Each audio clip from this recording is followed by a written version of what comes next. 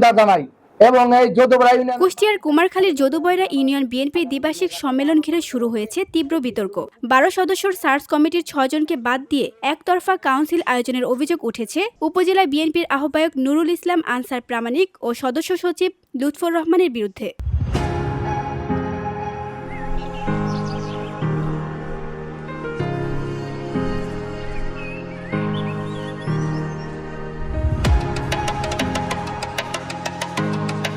বৃহস্পতিবার রাতে সংবাদ সম্মেলন করে এ অভিযোগ তোলেন বাদ পড়া সদস্য রিপন আলী, নজরুল ইসলাম, জাহিদুল ইসলাম, ফারুক আহমেদ, নুরুল ইসলাম আসাদ ও জাহাঙ্গীর আলম মোহন। তাদের দাবি, দলের ত্যাগী নেতাদের বাদ দিয়ে আওয়ামী লীগের ঘনিষ্ঠদের দিয়ে ভোটার তালিকা তৈরি করা হয়েছে।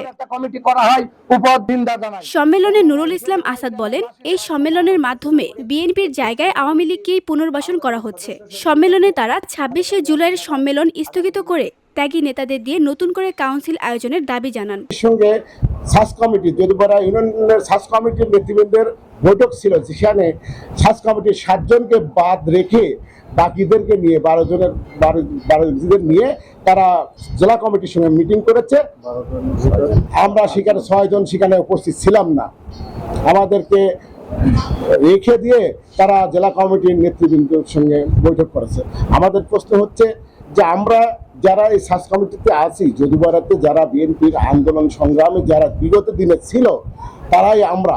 কারণ আজকে যাদেরকে নিয়ে কমিটি করার প্রক্রিয়া শুনছি, এটা আমরা মনে করি এটা অপপ্রচেষ্টা।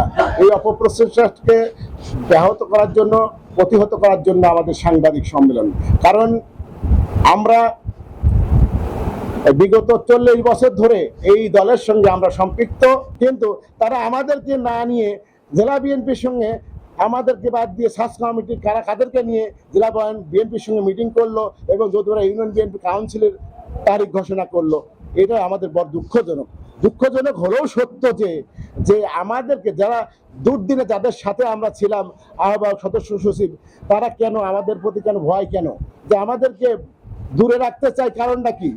আমরা তো কোনো পদের লোভী না।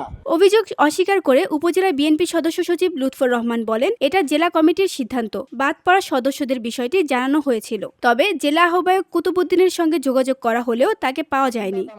এবং এই যদুবরা ইউনিয়নের ভিওডি বাংলা নিউজ ডেস্ক। আগামী দিনের সাথে আলাপ আলোচনা করে একটি সুন্দর